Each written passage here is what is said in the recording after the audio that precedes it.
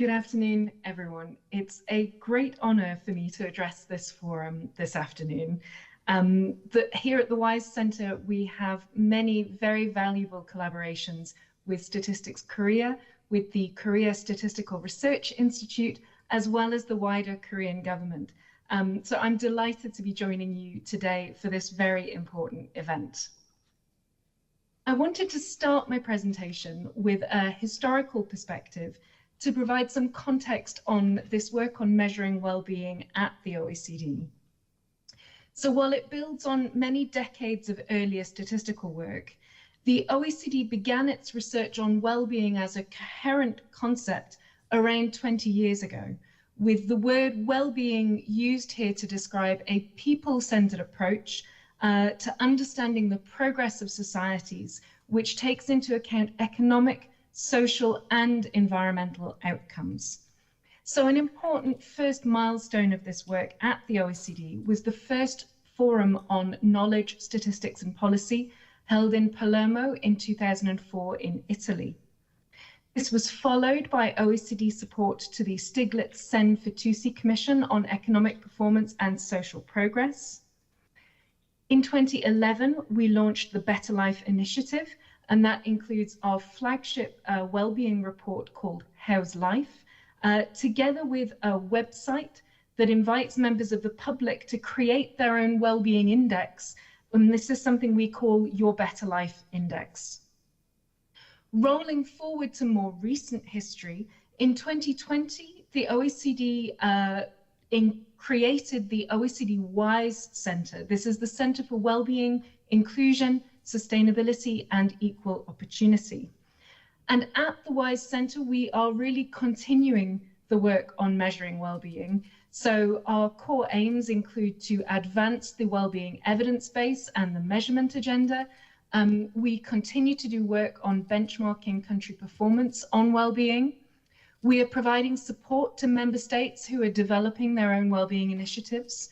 And importantly, we're also really moving the work beyond just measurement into what are the steps that are necessary in order to integrate the data and evidence produced by these wellbeing initiatives into policy strategies and decision making.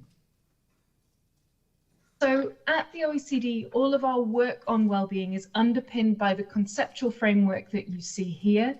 This was developed in 2011. It was shaped by a variety of influences, including the academic literature that already existed at that time, as well as, of course, in response to the Stiglitz-Sen-Fitoussi Commission that I described earlier. It also reflects some of the pioneering work on wellbeing that was taking place across our member countries at that time. So on the left-hand side of this image, you can see some of the guiding principles behind this framework. So for instance, it really focuses on outcomes for people. So that's outcomes at the individual, household and community and society level, rather than only looking at the performance of the economic system. We are focused on outcomes today, so that's current well-being, the top half of the framework, as well as the long-term resources for future well-being that you can see at the bottom half of this framework. We look at both averages and inequalities wherever the data allow us to do so. And although the vast majority of the data that we use to populate this framework in terms of indicators, the vast majority of those indicators are objective. We do also in the framework consider some more subjective aspects, so how people are experiencing their lives. As you can see, the content of the framework itself covers under current well-being, things like material conditions, so income and wealth, work and job quality, housing, as well as what we would describe as quality of life and social outcomes, as well as environmental outcomes. And when we're doing that, we look not only at national averages, but also inequalities between groups. Systematically, we try and cover age, education and gender as standard, but we've also increasingly tried to do work addressing more vulnerable groups in the population. We always try and understand the dispersion of outcomes, so the gap between people at the top and the bottom of the distribution, as well as a specific focus on well-being deprivation, so the share of the population falling below a threshold level. Under resources for future well-being, we've got our 4 capitals, so natural capital, human capital, economic capital, and social capital. And there, in addition to trying to capture stocks of capital and flows into and out of those stocks, we also look at risk and resilience factors for the value of those stocks in the future. In terms of the practical implementation of that conceptual framework, the major source of data that we use within the OECD to analyze well-being over time and inequalities in well-being is the How's Life Wellbeing database. So I've provided details here. This is a publicly available database that includes more than 80 indicators that reflect that well-being framework that I've just shown. We have time series back to 2004, wherever possible. We cover all OECD countries and, where possible, accession countries, so countries that are applying to join the OECD.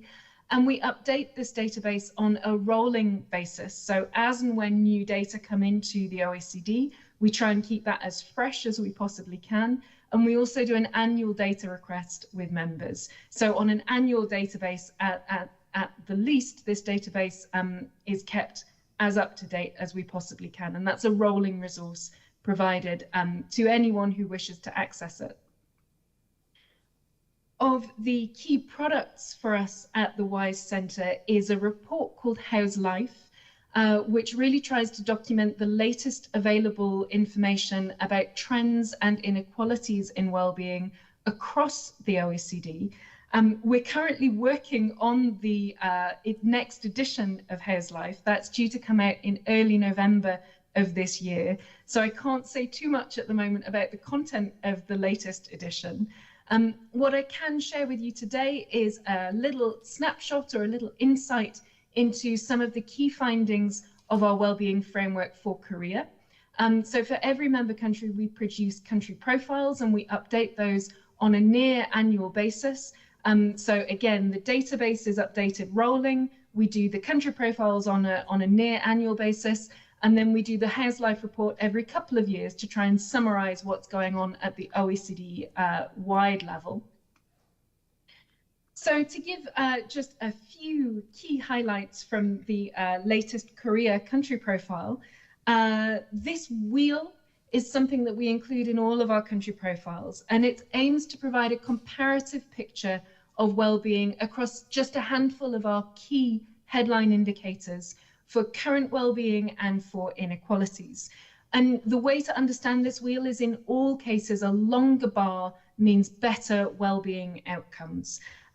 So we can immediately see, for example, for Korea, it's among the best performing OECD countries for outcomes such as life expectancy, student skills in science as measured by the OECD PISA study, as well as having a very low rate of homicides compared to other OECD countries. Conversely, outcomes such as outdoor air pollution, the gender wage gap, and social connections are all areas where Korea is faring below the OECD average on well-being. Our analysis of well-being in OECD countries also includes detailed breakdowns by age, by gender, and by education. So this slide is very dense, but to give you just pull out a couple of findings for you. We can see, for example, that Korea, as well as most other OECD countries, men tend to fare better than women on a few classical labour market outcomes, so things like earnings and employment. Men also systematically across member countries tend to feel safer than women. By contrast, in both Korea and in OECD countries on average, women fare slightly better than men in terms of things like social connectedness, in terms of homicide rates, and also deaths by suicide, alcohol, or acute drug abuse. When it comes to looking at outcomes in older and younger age populations, we see older age groups experiencing a higher employment rate, as well as higher rates of voter turnout in most OECD countries, and this is also true in Korea. Whereas younger populations tend to fare better on things like adult skills, and also in terms of the amount of social support that they receive. He also analysed trends over time in natural, human, economic and social capital as part of our wellbeing work. So the way to understand this figure is the number on the left indicates where Korea stands relative to other OECD countries. So a 1 means falling in the top third of OECD countries, 2 is falling in the middle third, and a 3 is falling in the bottom third of the OECD country performance. Here we can see, for example, that in natural capital, Korea has a high and rising number of threatened species, and that trend is consistent with the overall OECD trend in the last 10 years. On economic capital, Korea has seen high and rising levels of household debt. On human capital, we see positive trends in terms of falling premature mortality, although these data may shift when the pandemic years are included, certainly in some OECD countries. We are also seeing some positive trends for Korea in terms of gender parity in politics and trust in the national government in social capital there. So in my last couple of slides, I will turn to our current and planned future directions for OECD measurement on wellbeing work. So just to observe, first of all, the growing international interest in this area. This includes some recent developments in the United Nations. So that includes some of the statistics division work on the system of national accounts, broadening those national accounts to include better coverage of some sustainability and wellbeing issues, as well as the UN Secretary General last year released a policy brief on valuing what counts, summarizing some of the possible future steps that the UN could take to better capture outcomes for people. This is complemented by work in the UNECE and the Conference of European Statisticians, who did an in-depth review of measuring wellbeing last year. And the OECD is currently contributing to a handbook on measuring current wellbeing with UNECE. At the European Commission level, there's a research program on wellbeing, inclusion and sustainability under the Horizon Europe program. And in 2023, under the Japan presidency of the G7, we saw a focus on beyond GDP in the G7 finance track. So as part of Japan's presidency of the G7 last year, Japan commissioned the OECD to produce a report on economic policy making to pursue economic welfare that included the 3 components that you see here. So first, a recap on the limitations of GDP for understanding people's welfare, and a summary of the work that's being done to address these limitations, both within the system of national accounts and some of the dashboard approaches that I described previously.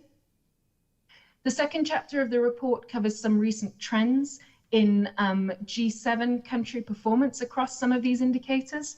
And then finally, we produced a chapter summarizing some of the latest developments in terms of integrating wellbeing dimensions and data into policy strategies and decision-making across OECD and G7 countries. So this is an interesting report to take a look at. Another really important pillar of OECD work on measuring wellbeing and the support that we provide to member countries is some of the measurement guidelines that we've been working on. So since 2013, we've published guidance on how to measure subjective wellbeing, how to measure trust, both trust in others and trust in public institutions. We've done work on measuring population mental health quite recently. We've also produced guidelines on measuring the quality of the working environment, as well as guidelines for microstatistics on household wealth, and the OECD framework for statistics on the distribution of household income, consumption and wealth. So trying to get better data so that we can look at the joint distribution of those outcomes. Work on how to measure well-being, especially some of the less well understood components of well-being, is really still core to our work in the WISE Centre. And over the next 3 years or so, we'll be releasing some updated guidelines on measuring subjective well-being. So really taking stock of developments in the last 10 years since the original guidelines were published to make sure we're really keeping up to date with the latest developments in this area. We are also currently undertaking work on social connections. So this is the measurement of loneliness, social isolation, and sense of belonging. Again, we're hoping we've got a scoping paper that will be out by the end of the year, and then we're hoping to perhaps produce some measurement recommendations or possibly even guidelines in the next few years. We also have ongoing work on the just transition, so measuring the distributional and well-being impacts of climate change, work on well-being for children and adults in the digital age, as well as work that we hope to undertake looking at well-being outcomes for people living with disability. So lots of work on the measurement agenda in the pipeline for the OECD. Another key aspect of the support that we're providing for member countries is the new OECD Wellbeing Knowledge Exchange platform. This is really a space that we've created to support peer learning across member countries, really taking stock of all of the developments over the last 20 years in both the measurement of well-being and in the policy application of well-being measures. So this platform is a place where government officials, both from statistical offices as well as from policy ministries, can really come together and share their experiences and really help to advance the frontiers in terms of what we know and can do for well-being. So the components of the Knowledge Exchange platform include an online resource hub where you'll find lots of examples from member countries and case studies and practices of what exists today. We're undertaking a series of structured knowledge exchange activities. So we did a workshop last year together with Finland. We have a couple of workshops in the pipeline for 2024. And there will be further workshops as time goes on, so watch this space. There's also an informal peer network where we're providing a kind of more informal space for exchange between experts on these issues. Finally, as mentioned, we're developing case studies, methodological and policy advice to support the new frontiers of evidence and what we need now, or what policymakers in particular need, from those of us who are both producing data and analysing evidence on well-being, to make sure that this information is then integrated at the policy development stage. Really important element of knowledge exchange at the OECD is, of course, all of the events that we hold.